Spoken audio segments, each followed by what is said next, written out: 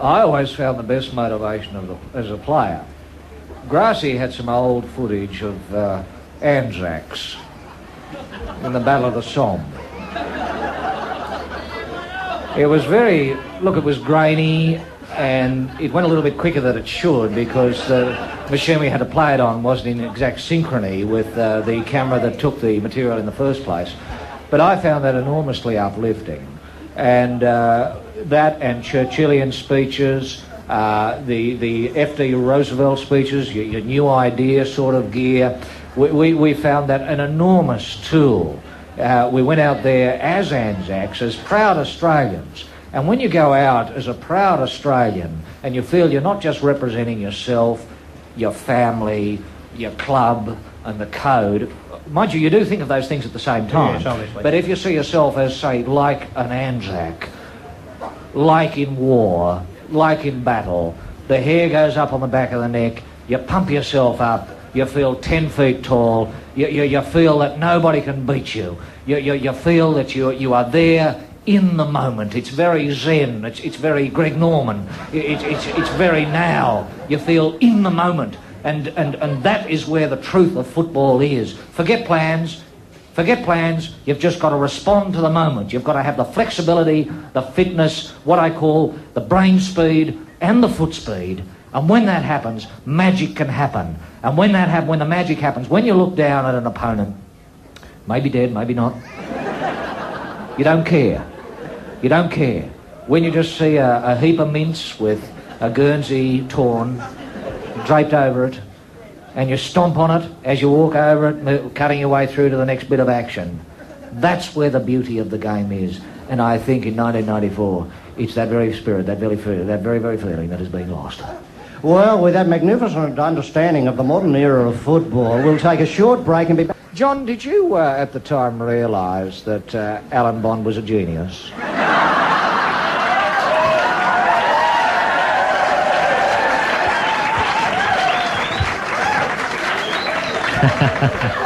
I mean, did you set him, say, a Stanford Binet test and were blown out by the results? Did you find that he learned the yachting code in, 4 seconds, just flipping through? Was he the tactician? No, Bondy he raised the bucks. Let me say that he was an incredible visionary. Yes. And he put together 4 continuous America's Cup campaigns over 12 years. So from that point of view, he built the Australian America's Cup project in this country. Yes, yes. When you talk to him these days, John, is it sort of, hello, I'm John here, Alan, John Bertrand, remember? Woo! And, you do a bit of a sailor's hornpipe and... Roy, just thinking about you being on the team, I think we're going to sack you. Is that, you got to remind him, showing photos? Second from the left. No, he remembers. You...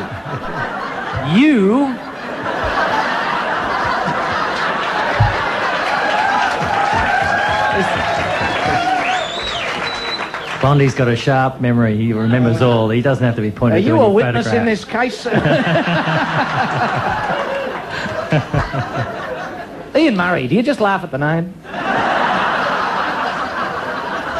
Ian's a fantastic designer and an integral part of our project. God, he designed some slow boats, doesn't he? I mean, he just got it 180 degrees wrong. Scratched it, he said, well, I think we'll go with this one because it's a bit slower.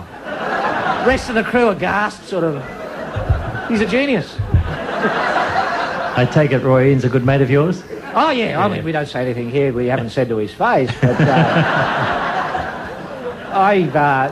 gee, God almighty, I haven't seen a slower boat. I reckon old Lipton's bloody boat had thrashed Kookaburra 2 or 3. Of course, she beat all the other boats before she was beaten by Dennis's with their stars and stripes. It's a tremendous dream come true for the whole Perella clan to see Rob off the ag and now on the beta blockers and calming down. How has it changed him? How much of a wild man was he, Paul Vanderhaar style? And, how did he get his jollies in the bad old days? Yes, Rob Perella. I looking when you were telling that, revealing those truths about Rob Perella, I saw a lot of nods of recognition from people here.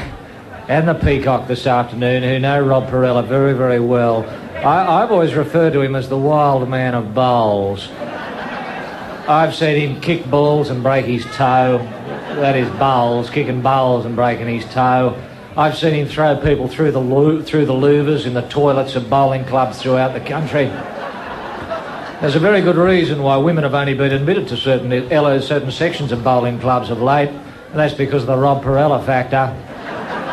He'd just go mad if he didn't win. He had an attitude problem, but I loved his attitude. I think if anything is going to bring bowls back to its glory days, and gee, who can remember the great glory days of bowls when it was full of what I describe as attitude?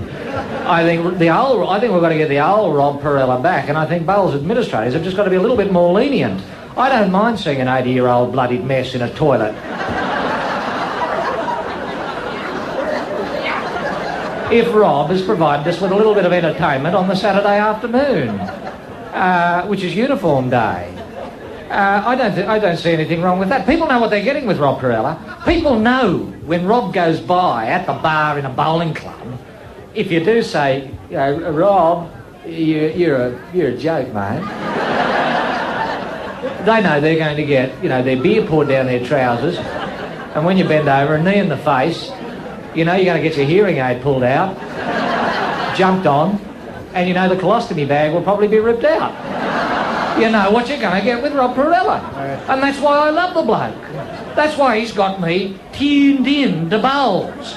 I never was. I would never wander down to the bowling club and watch a few ends, 25 ends. I never would see the skip clapping, stupid style, and people trying to blow the ball in. And, you know, when you've had a few too many, the bias goes the wrong way. And, you know, you end up in the head, you know, 4 or 5 bloody games down. I mean, I just wasn't interested. But to see what I call a firecracker blowing off, tearing his pants apart because his drive missed and just went over into the sand at the back. That's what got me interested. It got me queuing up. And it got me going into the club and, you know, winding a few of the older, more senior members up by saying, I think you should say to Rob that he's a joke. And laying bets on what would happen first, either the hearing aid or the bag. Because you knew both were going to go. It was just the order that was in dispute. And it saddens me that a bloke like Rob's got to lie down in front of the couch with some psychologist with a bloody watch trying to sort him out, when as far as I'm concerned, the bloke, in the context of bowls, is absolutely bloody perfect in the way of the future. He is the coordinate. We've got to get young, aggressive, fit people willing to get out there and have a roll. Yeah. That's what's going to... I mean, numbers are dying. Bowling clubs are finished. They're closing down all over the bloody country because people are being carried out in pine boxes and not due to Rob Perella, but just the natural attrition of, you know, there comes a day, tick, tick, tick, tick, when the watch stops. That's life. I'm afraid. I sort of lift the team spirit. Oh, no doubt. The only reason the bloody Awesome Foursome won was because we won the day before. Of course.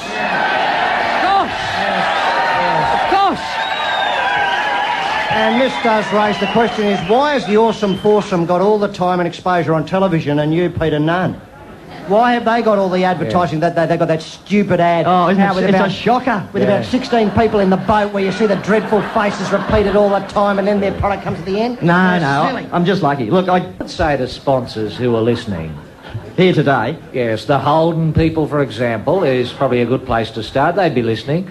Peter is here, Peter Anthony, and he and his mate are prepared to, if the price is right, do a bit of work spruiking the gear. Is that fair to say? No. No. I don't want to wear anyone's bloody label for 2 and 6. Not likely. Yeah. That is the Australian way, ladies and gentlemen. Forget all that guff Johnny Bertram was on about. Peter Anthony, you know. The only reason I've ever been any good is because I've like the feel that I'm doing it hard. I'm really not, but if you get that feeling, it helps you a little bit when you're racing. Peter, it's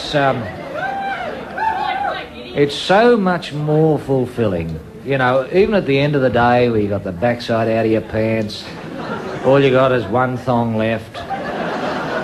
You often leave the house without your shirt on because you haven't got one. But at the end of the day, you're an Olympic champion.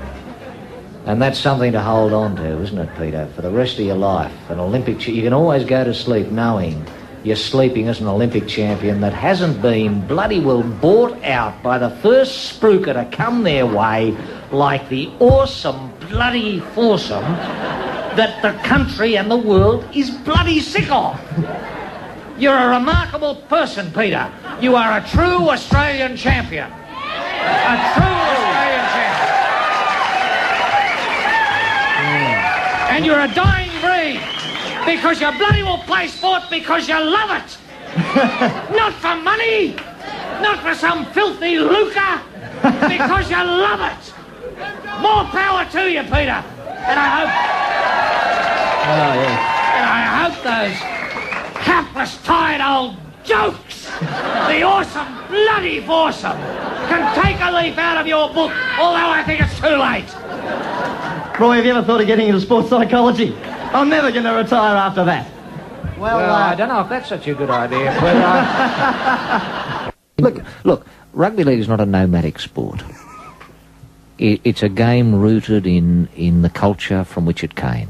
It's like a toadstool fixed in position, and people love coming and having a nibble of it, Lilliputian style, under the enormous toadstool that is your club.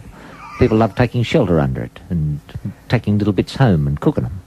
Yes. Etc., etc. Yes. You understand the metaphor. I need to extend it any further. Very apt. To pull the toadstool up and and hurl start it, moving around. and hurl it into another paddock with the hope that It'll root. Yes. Take root. It's just not. No. It doesn't happen. No. It's organic. It's not like that. It would make more sense to me to move the Gold Coast to Melbourne. Yes. You know, do you know what I mean? A club that, let's face it, people has no tradition No. really, and has changed already. And wants to Scarden and Voles are excitement machines. That's right.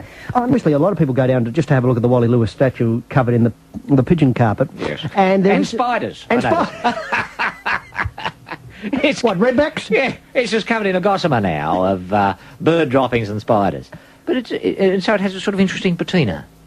Doesn't it? The only thing missing is rust. But it'll come. Now, there's a lot of talk around Brisbane in particular of some way of, suitably marking AB's departure. And there has been a suggestion that another statue be built, this one of AB, and it's placed alongside King Wally at the Lang Park. Really? Which I think is a little inappropriate. Gee, that is an interesting thought. I'm just wondering whether this could work, and would AB have to be, the statue be the same size as Wal, or would it be lifelike, as Wal's is, of course, or would it be sort of suitably small, or just a pocket sort of statue or something? I mean, and shouldn't it be better placed at the Gabba, or wouldn't it be better placed at the Sydney Cricket Ground, where, obviously AB had a couple of great knocks? He opens a can of worms. It does. He's an absolute can of worms. Look, I think really there's got to be some sort of stylistic consistency here in terms of scale. Yes. I have vivid memories as a very, very young kiddie and having a dinky toy and a matchbox toy. Oh, yes. And you couldn't play with both because you had a dinky mini minor was 8 times the size of your matchbox truck. Yeah, true. And so it made no sense. No. The world was just weird. I mean, it just didn't compute. Yeah, that's right. So you ended up throwing them both away. Now, I think if we're going to have an Alan Border, we've got to be consistent and have it the same scale as the Wally Lewis, if the Wally Lewis is going to make sense. But we have to ask ourselves whether the mark struck by the Lewis statue is the one for Australia. I personally don't think it's big enough. Yeah. See, I would like to think if we're going to do an AB statue, look, 10 years as captain, 20 years playing the game. 10,000 runs. 11,000. Sorry, yes. Well, what would you say, 4 times as big? Well, I'd like to think, I know the Earth's curved quite a bit, but I'd like to think if we had a statue, say, in Brisbane... You could see it from Mauritius? You could almost see it from Sydney. How? Now, that's a statue. How about Perth? That's a big ask. Yeah. It would have to be... Quite a bit bigger. Well, I think it'd poke through the stratosphere. But is there anything technically wrong or impossible about that? Oh, I suppose not. It would have to be. Gee, I don't know the angles here. Maybe someone of a scientific bent who has a slide rule in their pocket could sort this out, or has access to some logbooks. But I'd imagine that the statue to be seen in Perth from Brisbane would have to be about 150, 180 kilometres high. Well, that would pose, one imagines, traffic problems for planes, aircraft in the area, so it'd have to have a big bloody light on the top, which is possible. But you'd have to, I don't know, you'd think, the Discovery would have to be used to lower the head. Yeah. Wouldn't it? Well, the space shuttle. Yeah, I know what you mean, yeah. Well, to lower the head on. I think it'd be terrific use. Possible. I think it'd be terrific use of it, too. But you'd have to build a bloody bigger shuttle to fit the head onto it, to blow it up, to get it up there in the first place. Unless you took it up bit by bit, which is possible. Like the nose one day and an eyeball half the the next nose. day. Yeah, half the nose, and then, well, that'd be a lot of But work. it would be an impressive bloody bit of a gear, wouldn't it? Well, maybe they start with Sydney first up and get it up as far as Sydney, say. Obviously, it'll be something... 1 foot at the SCG, another foot... At the Gabba. And the whole that's the sort of dimension I think we've got to look at. Yeah. Do you think the... Mind you, a statue that big, I think, could be seen from Leningrad. Is there anything wrong with that? No, I don't think you could see it from Leningrad. You'd have to put a mirror... No, you'd have to put a mirror somewhere. You'd put a mirror. There. You'd put a mirror somewhere. Yeah, so you could shine it there, back there, the other way, the light. Then you'd have to have it illuminated 24 hours a day because the people in Leningrad would see it. No, if there's sunlight here with a mirror... Ah, yeah, they could see it in the dark. see it in the dark. Yeah. Okay. When it's dark here, they might have a problem, but if we have a big light on it, so the planes don't keep... Banging into it. Yeah. Pinatubo style, or whatever yeah, I know what you mean. You know what I mean. Because I think that'd be a disaster, and I don't think AB deserves, to be the reason why a lot airline of traffic airline hazard. disasters. Yeah, I just don't think that's And right. underneath, would there be a shopping centre under each foot? Would there be a shopping centre, or...? Well, I think there'd be opportunities there for merchandising, like maybe you could buy cricket bats. Or books. Protectors. Stories of AB's life. The Beyond 10,000 book, you'd imagine they'd move out of there pretty quickly, wouldn't you? Yeah, and I think people would come, Well, people couldn't avoid being there. Obviously, we've been contacted by Philip Cox, the architect who did the Sydney Football Stadium and is now doing the Sydney 2000 Olympic Games Centre at Homebush. He's got some very interesting ideas on the AB statue. Can you just run through some of the quantity surveying work you've had done? Yes, a few people have... look, it seems that if the statue would be only to be seen from Sydney and Brisbane... Yeah. It would have to be somewhere between 30 and 80 kilometres tall. Gee, that is a big gap. It is a big gap, isn't it? One's based on personal observation by an aviator. The other is worked out by someone with a slide rule using the angle of the Earth.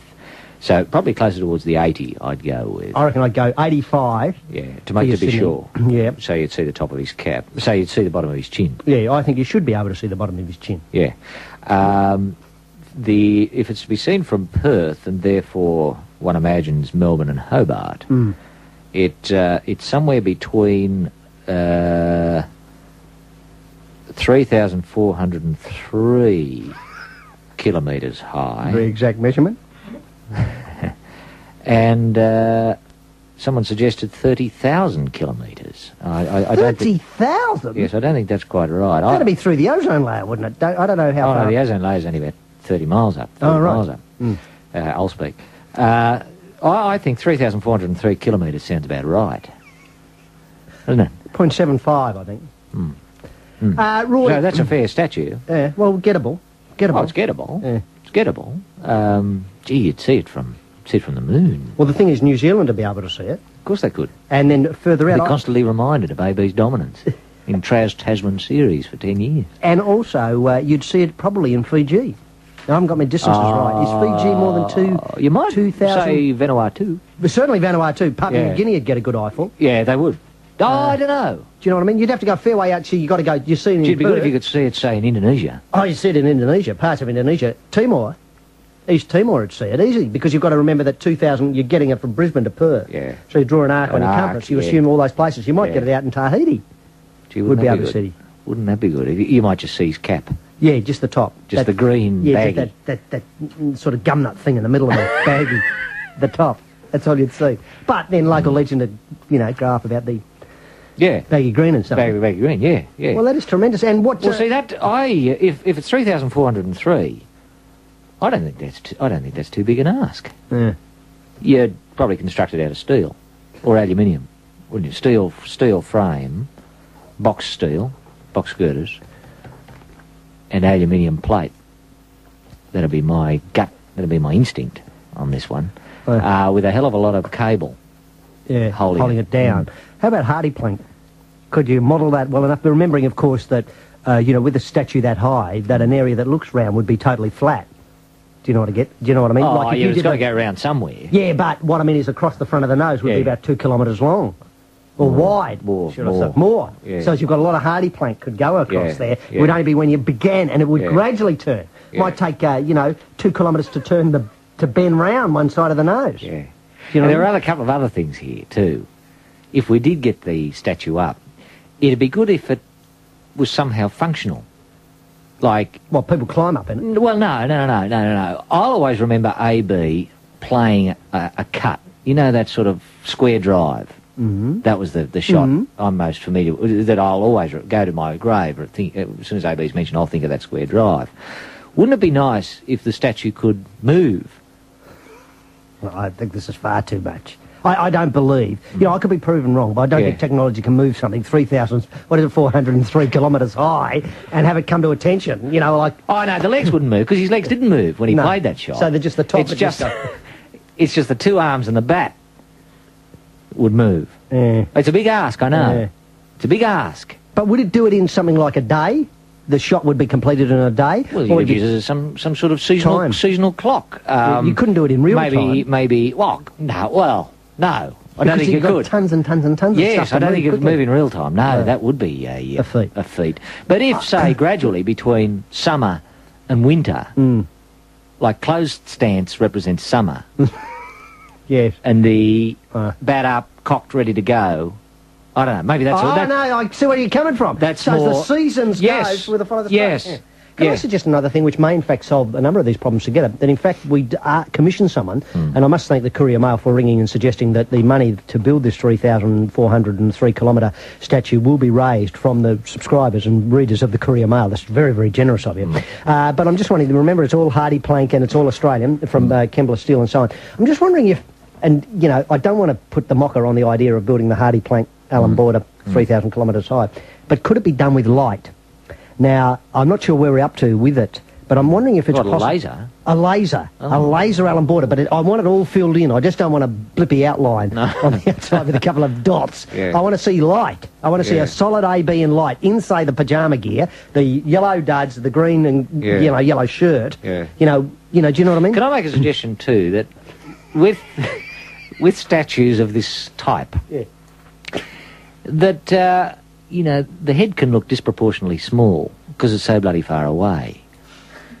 So we build Could in... I suggest that it's built in the error of, not quite parallax, but the error of perspective, Yeah, you foreshorten it. foreshorten it so that The head. so the head It's huge. doesn't look silly. Yeah, doesn't look like a pinhead up No. on 3,000 Yeah, kilometres up in the yeah, air. yeah. No, that's Yeah. right. That's right. I think you've got to compensate for Yeah. it. Let's face it, the bloke was built pretty close to the ground. That's right. So obviously the bottom part of the statue will be in the illusion of it, closer to the ground, and the head will obviously be up there. Yeah.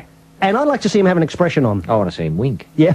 Oh, well, Not that he ever did much. No. Maybe he winks wrong. Yeah, I'd like to Maybe see a the grumpy. scowl. Yeah, scowl. You know, he's telling Craig McDermott, you know, if you don't Let's bolt do that it- again, son, yeah, on the next first plane home. That sort of thing. Yeah. Maybe it could speak. What would it talk? Just have phrases, stock phrases that AB's famous for, like get a dog. Yeah, what are you looking at? That's right. Who's next? Where's Yes. the bun?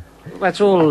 Well, I think that's all fine. But I love your the suggestion of it though. Just a painting, a sculpture in light, Yeah, I think that's the modern way. a sculpture in light. But we'd have to get access to. It'd be an intergovernmental thing because you'd have to have one of the guns, the light guns. Yeah. Say Vanuatu. Oh, I see one what you in mean. Yeah. Auckland, Yeah, and they'd be projecting up projecting up. over the one in slope, New isn't it? Guinea. Yeah, yeah, and they'd all have different colours and They'd all have different colours, and it'd all just fuse. But wouldn't it be good?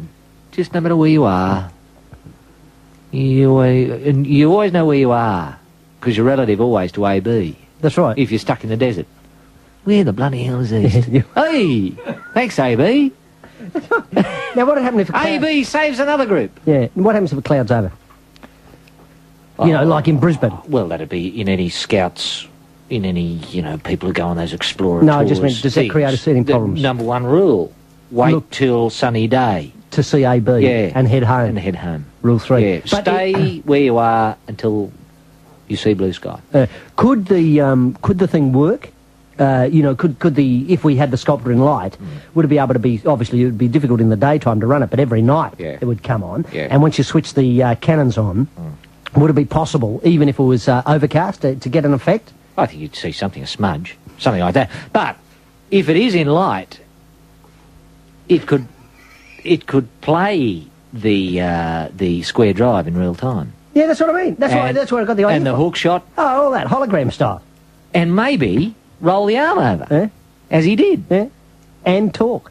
But wouldn't that be great? Because you'd have the illusion, say, if you were at Alice Springs, of the bat coming out and going over your head. If he played a pull shot. Yeah. It depends which way he's facing. Well, I reckon we rotate. We could have him facing out to into the Pacific. Yeah. You know, bludgeoning the ball straight back to the other end of the Yeah, world. San Francisco. Yeah. Rather than hitting it towards Perth. Mind you, I think I like seeing him front on.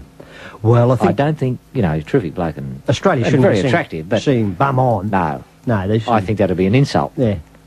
Let's just insult the people of Vanuatu And Tahiti. by having a you big know, date, Muruwawa. big AB date, just Pointing right at pointing at him, grinning. on the other side. Well, we'll be back with more life and more brilliant ideas. I think this tribute to Alan Border, statue-wise, has opened, as you'd point out, an absolute can of worms. Where are we up to at the moment? Well, Is the thought that the light work Look, can work? I just think people want something appropriate to represent Alan's career. That's all. It's a cry from the public that we're only too happy to be the medium for.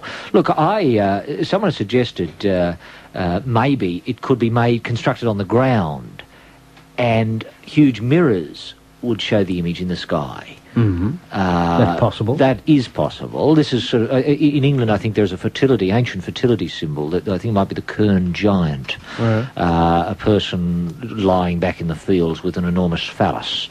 Like AB. That might have given this person the idea. Mind you, AB as a fertility symbol mightn't be a bad idea either. Now, if we are thinking of having this thing made out of the steel, which was the original idea with the aluminium, you might need, as extra support, 3 Legs. Yes, I see where you're coming Obviously, the bat would be, but we might need 4. Yeah, you see you can see where I'm coming from. Yeah, I can. So, I don't know, maybe that's a possibility. It could be an enormous fertility symbol for Australia, and I don't think Australia has many fertility symbols. So nuke.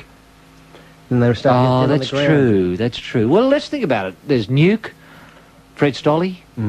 Fiery Fred Stolle. Yeah. Then they start to get a bit It thin. gets very thin. Mal Anderson. Well, steady. I was going to say Mal Meninga. Yeah. Dermot Brereton. Well, yes. He's Ashley paper Porter. thin. Well, that's what I mean. I was thinking Ashley Porter and Kenny Katsundas. But then by the time you get down to them, you are really at the bottom of the barrel. I mean, it's taking nothing... Bobby Simpson. Yeah, Bob Simpson, Bob Simpson, I think, would be... I mean, taking nothing away from Ken and Ash. No. But, they... they're very sedentary. Yeah.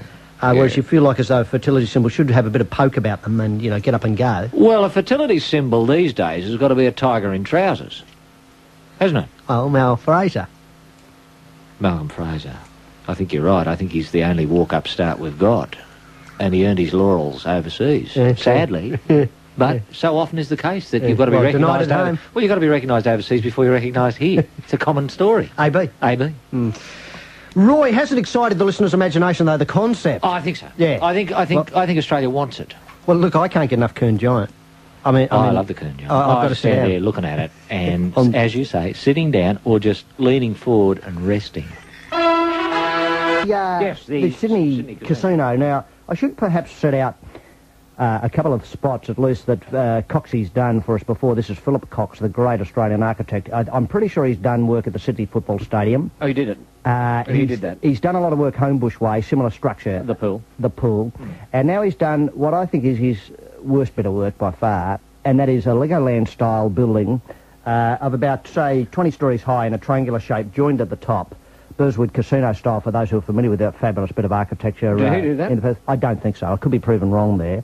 I'd love to think a 3-year-old kiddie did that. Where I'm very, very disappointed is the Prime Minister's come out and bagged this thing as being building as ugly as sin. I've gone on record as saying that I want a casino to be as ugly as sin, because basically it's just a lot of people in there asking you to deposit heaps of money, no questions asked. So I want to see something for money, and I want to see something in light, a la Circus World, a la Circus, a la Caesar's Palace. Do you get where I'm coming from? Do you feel that the building... Las Vegas, where night never sets, or whatever it is, where night never sets. The sun never sets. Do you feel like I do, Roy, that as Sydney, Australia, and let's face it, this building will be a centrepiece of the year 2000, once you get Juan out here, having done the firing job on Phil Coles, and Prince Albert, there's only two places they want to go. They want to go lay girls, and they want to get down into the casino. And if we can put lay girls in the casino, there'll only be one place. Or a tunnel joining the two. I think Juan Antonio likes a tunnel. Roy, do you feel that this is an issue which will occupy world condemnation and bring down world condemnation on Australia? Look at their casino. Yes. Look how stupid it is. Well, you measure a country's wealth and its aspirations, I think, by the size of its casino and the type of casino. It's plainly not big enough. It needs to be a couple of hundred stories, at least, doesn't it? It needs to be able to be seen from just about everywhere. I love to think it could be seen not quite from as big as the Allan Border laser monument. Not quite that big. I mean, you don't have to see it from Uluru. But still, you don't need to see it from Uluru. It still needs to be big, though. You need to be able to see it from space. You know, you can see the light coming from it. They go round in the satellite. Yeah, as they go round. That's always good, I think. And it should reflect the aspirations of the city. Now, what would you... Obviously, we're talking light. We're talking a lot of light. Obviously, we're talking neon light. I get old Claude Neon. To weave some magic. Claude to weave some magic. Yes, just have big Sydney Casino written in, lots of coloured neon lights for a start. I know I'm only talking broad strokes. Yes. And it wouldn't be impossible to have that sort of effect on Coxey's building as it stands. But I think it's got to be more like the St George Rugby Leagues Club, the Taj Mahal. Just a big white monument that things can be painted on, that light can be on, that lights can be on. You mean like the Glebe wheat silos? Yes, only for bigger. Those who know the area. Only bigger. Bigger. Yes. Imagine just a big solid wall. Because it's all artificial lighting. You don't want to be able to see outside. No. Because inside is your reality in a casino. Like losing money. Losing money. And you want night and day to look the same. You want it always to be the same. You don't want to have any watches. You don't want to have any watches. You don't want any sense of time. And the sun's just going to bugger your life. Watching a sunset or a sunrise gives you a handle on circadian rhythms. You want to say goodbye to that. So I would have it say at least 60 stories, which was just, say, bricks, white bricks all the way up. And the only way you can get in is through the tunnel from Les Girls. And you project images on the white, on the bricks? Yeah. What I mean, I know this is... I'd love to see 50 million light bulbs, you know, there. And I'd love to see, you know, your pictures made up by putting the different light bulbs on. And I'm just wondering what sort of images, given that it does reflect the aspirations of the nation, we'd have there. Obviously, there'd be a shot of the Blue Streak rocket taking off. There'd be shots of, say, a drought, you know, an Eyre Peninsula. There'd be shots of, say, you know, Brian Peake landing by helicopter at Cardinia Park, for those who can remember the day Peaky blew in the helicopter. Yeah. Or swinging a golf club. Or swinging a golf club. There'd be shots of, obviously, Gene Miles tackling Ian Roberts in the semi-final at the Sydney Football Stadium. Things like that, do you know what I mean? But these would all be fixed in light. Motifs, and they would change. And, you know, obviously it'd take a bit of working with the computer to get them up. But obviously the in-betweening would be interesting. What's going to come up next? How will they get from the, you know, the sheep being, you know, slaughtered by broken wheels to the Gene Miles or Peaky landing by helicopter at Cardinia Park? Yes. Do you know what I mean? Yes, yes. And that's what the secret of, the, you know... I think that's good. Las Vegas is. And on one face of numbers, like number of people in the world dying of starvation, it just ticks over. And beside the amount of money that's going through the casino. It's just a, you know, sure, that's a pretty brutal juxtaposition. No, but you get what I mean. I like it. You know, the number of people being killed by landmines today. Yes. You know, that sort of thing. Plus numbers of... The size of the grants, military grants given by, say, the British government to Indonesia to use in East Timor. That sort of stuff. Coupled with, that gives a local perspective. Yes, coupled with how much has been won on the roulette wheel, which would be a tiny amount, you know, tonight. So, hey, you could be lucky. Yes. Number black, 21, if black is 21 on a roulette wheel. Well, I think... figures. Yes, I think that's a tremendous idea. What disappoints me, though, Roy, is this building disappears when I look at it. And as it stands, it disappears, yes. And that worries me. I mean... I know the Melbourne casino is drawing attention to itself in the most attractive manner, I think, by a fantastic casino. And this the Canberra casino. The Canberra casino is magnificent. Of course, they have Bob Hawke doing a lot of their publicity. Yes. But I was going to say the Melbourne casino has the kiddies in the car park doing a lot of their publicity. I think that's tremendous. If they can keep that sort of publicity drive going, they're going to be winners. Yes. But all Sydney's got is a bloody dull building. Yes. And I'm trying to look for ways to liven it up. Obviously, size is one way to go. Size is one way. Light's the other way to go. No windows, because nothing is more depressing. If you're gambling away, having a merry old time, if you look through a window and see homeless people. Yes. You know what I mean? Yeah, that's true. It's a real downer, man. So no windows. Understanding vis-a-vis the Super League, Roy. Is it on? Is it a goer? And can rugby league stand yet another form of the competition? Remembering, of course, we've got flag, ball, prezzies, twos and ones. Yeah, and Metropolitan Club. Oh, Metro Club. And Group 10. And Group All 10, the Group groups. 9, Group 8, Group 6. Then on top of all that... Another tier. Super League. Another tier. Yeah. I think it can. I'm all for it. I'm all for it. I think it's the tier. I mean, anything to get rugby league out of the hands of Quayle and Arthurson. I'm all for that, even if it kills the game. I couldn't care less, as long as they're not in control. I mean, I'm prepared to sacrifice the game totally, to wrench it from them, is my view. And if it's going to be someone like Rupert, who has some tremendously lively ideas about football, and I can see it, I can see it working. From Australia, you might have 4 super teams. One from New Zealand. One from New Zealand. One from Russia. The Kumuls. Yeah. Papua New Guinea side. Yeah, Wigan. Wigan, obviously. The London Broncos. The London Broncos. So already you've got the makings of, I think, a truly international Super League. That could work. And I think it would be very, very, very, very entertaining. And I can see the world getting behind that, much rather than the blinkered position of the New Zealand Rugby League and even the Australian Rugby League, that only sees it confined to the Premiership as it now stands. Well, to me, that's very last year's model. It's old. It's out of date already. I mean, the Western Reds are out of date already, aren't they? The Queensland Cowboys. I feel out of date. Yes, because they're going to be another bunch of Gold Coasts. They've been created. Now, I know we've got Scarden and Vols. And Boobang. Yeah. And Bussian. And Bussian. And, of course, Dave Woods. And Dave Woods. Now, sure. And those 4 might be able to force themselves into the upper echelons of the Super League. But sure. They'd be first picked. They would be. They'd be the only ones picked from the Gold Coast. But you have got, you've got your Peter Gills, you've got a lot of also-rans there as well. I can't see Peter Gill forcing his way into the Super League. I mean, much as I try to imagine it, I lie awake at night trying to imagine him, with the Mo and the Super League girls. I just can't see it. I'd love to. Yeah. No, I'm with I'd you. love it for Peter's sake. Yeah. For rugby league's sake. For rugby league's sake, I'd love to see Peter Gill and Johnny Elias. Well, Johnny Elias. But I can't see I Johnny toss it tonight because I don't think it's possible. But there must be a place for them to play rugby league. Yeah. And it may well be the old competition, as it now stands. But there will be the cream league for their Super League, which is calling. It's called Super League. Oh, I love it. Well, I tell you what, I believe that Quayle and Arthurson will be seen as, trying to do everything to kill off rugby league in this country. That's the way the history will be written. Yeah. That Kevin Humphreys was the last attempt to get it up and running. Quayle and Arthurson have just killed it stone dead since. Yeah. And I'm all for revitalising the competition in the form of the Super League. Yeah. And I must say that what disappoints me... The Broncos wouldn't have to experience all that cheating time and time again. And don't tell me that Phillip Street isn't out to get the Broncos, because they bloody well are. Yeah, because I know that's the future rugby league. Private ownership. Pizzas. Let's go cheese ring. Yes. Broncos batteries. Yes. That's the game that will be played at the highest level in the Super League. That's right. You'll barely bother about the score. Enterprise. You'll barely bother about the score. Freedom of the individual. You'll barely bother about the score.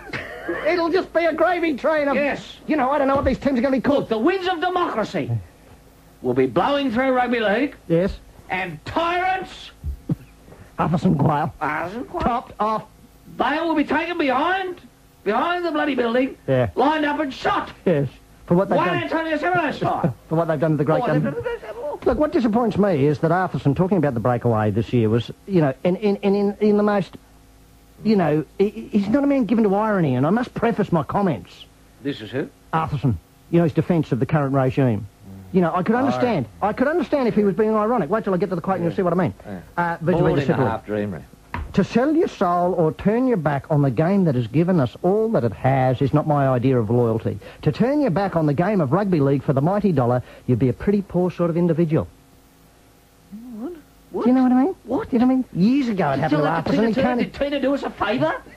Did Rugby League want Tina Turner? Of course we didn't. Rugby League? I mean, which sport in Australia is prepared to sell a generation of kiddies down the dump with cigarettes?